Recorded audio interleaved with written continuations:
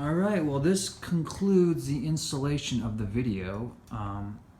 Overall, it wasn't that hard. I'm gonna go over a quick rundown one more time.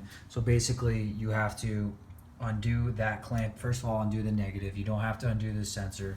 You have to undo this clamp right here and this one right here.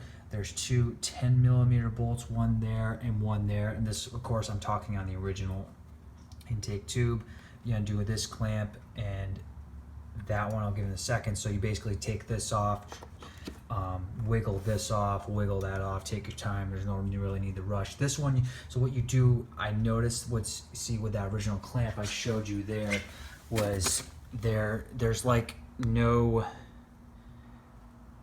it's not a screw or a flathead or anything. There's no grooves. I tried cutting it off, wasn't cutting off. So what you do is you take some pliers and you basically clip it and then you wiggle it side to side, and then eventually you take this part and then this and you just kind of pull it and rock it back and forth until you start seeing the metal tip of that PVC valve.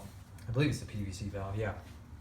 And then you'll get that off and then you get this on. So the first thing I did was I bolted these two up first, kind of medium tight, and then medium tight until I can get these 10mm bolts on. And then tightened them down semi-tight. Then I got this end on, try to scoop it up from the bottom. It's kind of hot, so I'm not touching it, tighten it down. Now this guy, what I had to do was I had to like kind of go down at this angle and like, so go down and then up, like clip the bottom of it, hooked it while pulling on the side of the box. And that's how you do it. So yeah, I mean, for a cheap install, it's not that bad. I